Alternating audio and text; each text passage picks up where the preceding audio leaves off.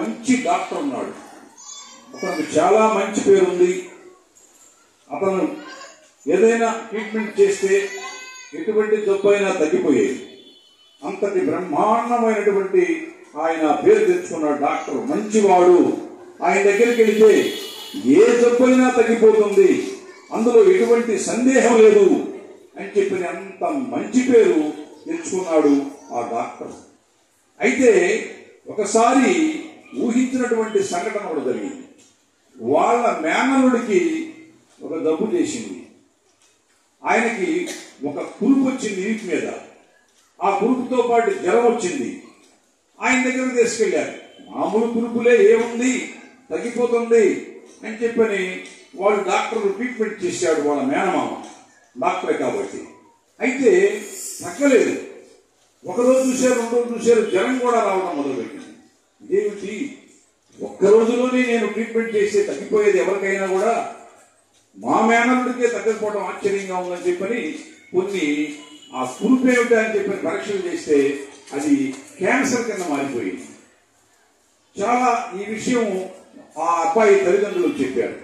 వాళ్ళు బాధపడిపోయారు. అయ్యో ఇదేమిటి కర్మ, మా కుమారుడికి ఇలా రావడం ఏంటి అని చెప్పని, సరే ఆ క్యాన్సర్ కి ట్రీట్మెంట్ చేద్దామని చెప్పని వాళ్ళ మేనమామైనటువంటి డాక్టరు ట్రీట్మెంట్ చేశాడు. 2-3 రోజులు ప్రయత్నించాడు. ఏ మార్పు కనపడలా. ఆశ్చర్యపోయాడు.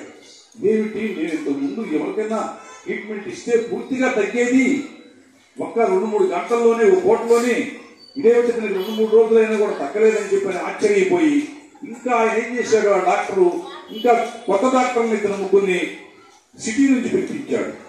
వాళ్ళు చూశారు. వచ్చి చూస్తే వాళ్ళకు కూడా ఏం అర్థం కావటం లేదు. ఏమిటిది, చిత్రంగా ఉంది అబ్బాయి జబ్బు, ఈ క్యాన్సరు ఆశ్చర్యంగా ఉంది. ఎన్నో జబ్బులు మనం తగ్గించాము, ఎన్నో క్యాన్సర్లు కూడా మనం తగ్గించామే, ఇదేమిటి ఈ క్యాన్సర్ తగ్గకపోవడం అని చెప్పి ఆశ్చర్యపోయారు. ఆ పిల్లవాడి తల్లిదండ్రులు చాలా బాధపడుతున్నారు. ఇదేమిటి, ఈ ఘోరం ఏమిటి, ఎక్కడ లేనిది, మన పిల్లవాడికి ఎందుకు వచ్చింది, వాడు చేసిన కర్మ ఏమిటి గత జన్మలో, ఇవాళ ఆ పిల్లవాడితో ఆ బాధ చూడలేక మనం కూడా ఎంతో ఇబ్బంది పడుతున్నాం అని చెప్పిన భార్య భర్తలు కూడా ఆ పిల్లవాడి తల్లిదండ్రులు చాలా బాధపడుతున్నారు. ఏం చేయాలి, ఎక్కడ తీసుకెళ్తే తగ్గుతుంది అని చెప్పని వాళ్ళు ఎంతో బాధపడుతూ ఉన్నారు. అయితే ఇటువంటి సందర్భంలో వాళ్ళకి ఎవరో సాయి భక్తులు కలిసి, అమ్మా మీ అబ్బాయిని ఒక్కసారి షిరిడి తీసుకెళ్ళండి, ఏమో బాబా దయ వల్ల అక్కడ తగ్గచ్చు, సాయినాథుడి కృప వల్ల ఎటువంటి జబ్బులు కూడా ఆయన తగ్గిస్తున్నాడు, అందులో ఎటువంటి సందేహం లేదు, మా మాట విని ఒక్కసారి షిరిడి తీసుకెళ్ళండి అని చెప్పని సలహా ఇచ్చారు వాళ్ళు.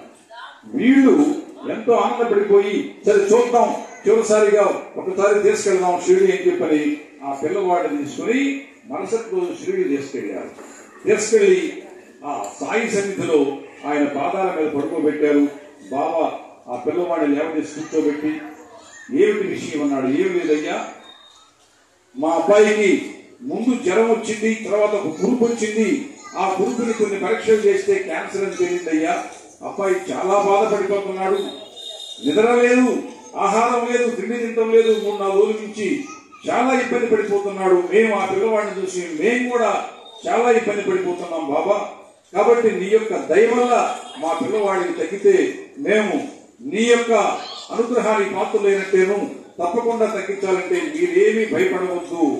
ఈ ద్వారకామాయి సాయి తల్లి దగ్గరికి ఎవరు వచ్చినా, ఎటువంటి జబ్బులతో వచ్చినా నేను పూర్తిగా తగ్గించే బాధ్యత నాది.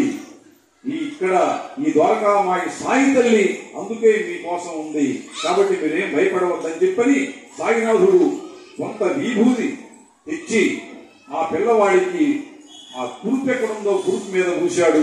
తర్వాత అన్ని నీళ్లు ఆ పిల్లవాడికి తాగించాడు, విభూతి కలిపినటువంటి నీళ్లు. ఎప్పుడైతే ఆ కురుపు మీద విభూతి పూసి ఆ నీళ్లు తాగించాడో, విభూతి కలిపిన నీళ్లు, ఆ పిల్లవాడికి ఒక 5-6 నిమిషాల్లో కొంచెం ఉపశాంతి కలిగింది.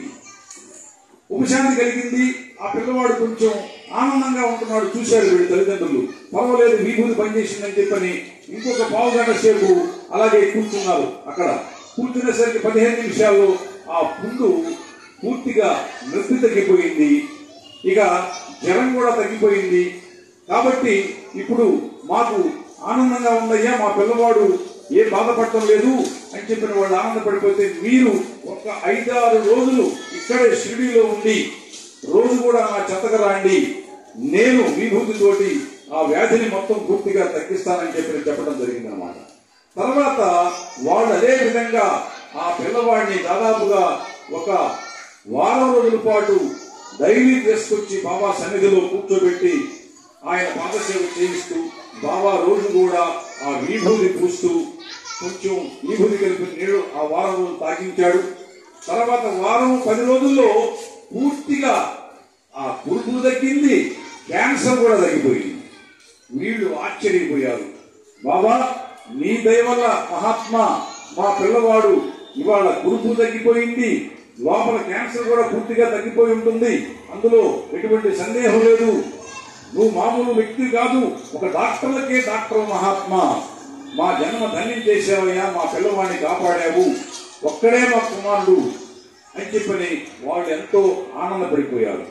ఇదిగోండి ఇంకా కొంత కొద్దిగా విభూతి ఇస్తున్నాము, ఈ విభూతి తీసుకెళ్లి ఇంకొక వారం 10 రోజులు వాడండి, పూర్తిగా ఇక అసలు ఆ పిల్లవాడికి ఆ క్యాన్సర్ కానీ ఎటువంటి జబ్బులు వచ్చే ప్రసక్తే లేదు అని చెప్పి బాబా చెప్పడంతో వాళ్ళు ఎంతో ఆనందపడిపోయి ఇంకా 2 రోజులు సాగి సన్నిధిలో గడిపి తరువాత వాళ్ళు వాళ్ళ గ్రామానికి రావడం జరిగింది.